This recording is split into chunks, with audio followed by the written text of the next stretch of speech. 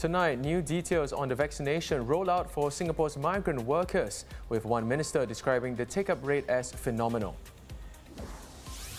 3 Singapore restaurants are new to this year's list of Asia's 50 best restaurants, and ST's Wong Ah-Yok has eaten at all 3.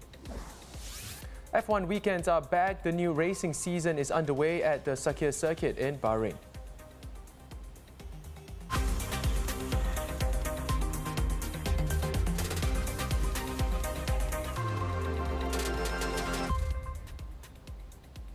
This is the Straits Times Newsnight. Good evening and thanks for joining us. I'm Dylan Ang.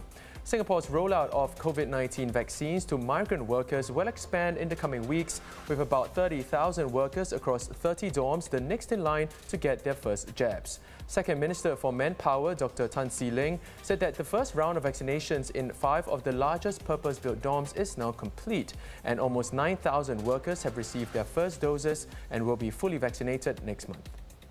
So we did the first phase 1A, where we targeted 5 of the biggest purpose-built dorms with the highest risk of any outbreak. And we've completed that exercise. I would say that the response is phenomenal. More than 97% of them have gotten vaccinated. The next step is to open up to other big dorms as well. And we are planning phase 1B. In fact, we've started. And then gradually we'll phase in the rest as well.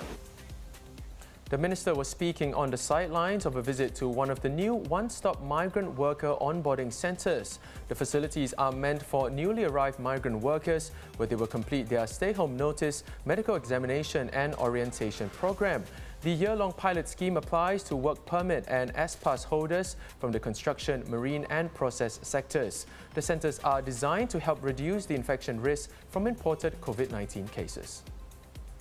If anything at all, I think this would actually be another step in our whole armament of measures, the strategy that we have to ensure that should disease X come, and it's not a question of if, it's a question of when, at least a centre like this will help us to enable us to react a lot faster and also to be able to intervene at a significantly higher level. Now looking at the COVID-19 situation here, 1 infection in the community was reported among the 12 new cases confirmed today. This is the first local case since March 12. The remaining 11 were imported and had been placed on stay-home notice or isolated upon arrival. Good news for those who've been vaccinated. Phuket can now be on your travel list. Thailand will be waiving quarantine requirements for vaccinated visitors to the island from July 1st. It will be the test bed of the government's plan to kickstart a tourism industry battered by the pandemic. Thailand says it will then look to reopen other tourist hotspots such as Koh Samui to fully vaccinated individuals in October. Singapore police are warning of scammers posing as young women from Hong Kong. An increasingly common ruse on platforms such as WhatsApp features a picture of a woman and a message starting with "Hi, I haven't heard from you for a long time." The senders often claim to be based in Hong Kong. Police advise members of the public to block the senders and report their phone numbers to messaging platforms through in-app reporting channels. An update now on the situation in the Suez Canal. Oil and gas tankers have begun to divert away from the canal as efforts continue to free a giant container ship that remains stuck between both banks. For now, though, officials are adopting a wait-and-see approach and hoping that a higher tide due on Sunday will help move things along. While businesses are braced for disruption and delays in supplying retail goods to consumers, analysts say the bigger impact could be on fewer oil exports from Europe to Asia. Already, the shipping rates for tankers delivering gasoline and diesel have nearly doubled this week.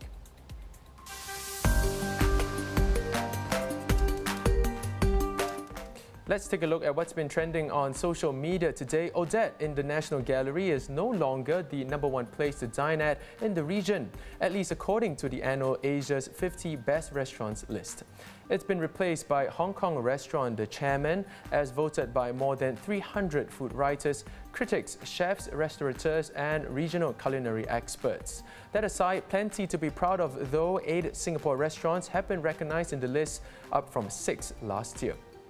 Now, the Singaporean restaurants on the list are Odette, Les Amis, Burnt Ends, Zen, Cloud Street, Labyrinth, Euphoria and Jan by Kirk Westerway. The Straits Times senior food correspondent Wong Ah-yuk shares more on Cloud Street, Labyrinth and Euphoria specifically, 3 restaurants who are new to the lineup. I've eaten at all 3 of them, Cloud Street, Labyrinth and Euphoria. Cloud Street is by a Sri Lankan chef, Rishi. Is in Amoy Street and he does modern European cuisine, which is very interesting, a lot of fancy stuff. Labyrinth is in the Esplanade, is by Chef Han Lee Kwang, Singaporean, and he champions local produce and he turns like Singapore dishes into fine dining. So you get chicken rice, but it's nothing like you have seen before. That's very interesting. Euphoria is a new restaurant. It's also by another Singapore chef, Jason Tan. And he also does a modern European cuisine. And it's very interesting because Jason used to be with Corner House, which was in last year's list, but that has dropped out. So everybody is speculating that, the reason it dropped out is probably because Jason has moved over to Euphoria. A 75-year-old retiree has been asked to clear out his secret garden in a secluded forest in Choa Chu Kang. This after a hiker stumbled on the mini farm and alerted the Singapore Land Authority. Known as Mr. Gogh, the retiree said he has used the hideaway for the past 10 years, setting up a small space for gardening where he grew bananas, mangoes and papayas, among others. The site is 2.5 kilometers from the main road and about 5 kilometers from his flat in Choa Chu Kang. Speaking to the new paper, SLA said the cultivation constitutes a trespass offence under the State Lands Encroachments Act. It added that it has advised Mr. Gogh to remove all items by April 9. Now, digital artwork or NFTs like the one behind me may be all the rage these days, but as it turns out, some people still like a good old traditional painting. A Vincent van Gogh painting has sold for 11 million euros to a buyer who hasn't yet revealed his or her identity. The 1887 painting of a Paris street scene is a series that the artist produced while living briefly in the French capital with his brother. The auction house said that the painting had spent more than a century in the private collection of a French family and was only put on public view for the first time in February. Formula One fans, the wait is finally over. The 2021 season gets underway at the Sakir circuit in Bahrain this weekend. With a host of changes to the driver lineups and budget cap aimed at leveling the playing field, the brand new season could prove to be the most keenly contested yet. The unprecedented 23-race calendar includes the return of the Singapore Grand Prix in October. Now, despite the Red Bulls being earmarked as the front-runners after topping the timesheets in the pre-season testing, 7-time reigning world champions Mercedes remain the team to beat. Lewis Hamilton will be gunning for a record 8th title, a feat that would see him dethrone the legendary Michael Schumacher. But could 2021 finally see the mercurial Max Verstappen emerge as a contender for the crown? It's going to definitely be the hardest battle we've had so far. At the moment, they are ahead. And we have no idea. We know they're quick here. Whether they'll be the same at every single circuit, though, I'm sure there'll be places where we're ahead, and some of them are, who knows, maybe or maybe not. But one thing for sure is we're excited and we're down for the fight. That wraps up the Straits Times Newsnight. Do visit straitstimes.com to see more news and videos. Now you can also subscribe to our YouTube channel by hitting the button below. Have a great evening. We'll see you on Monday.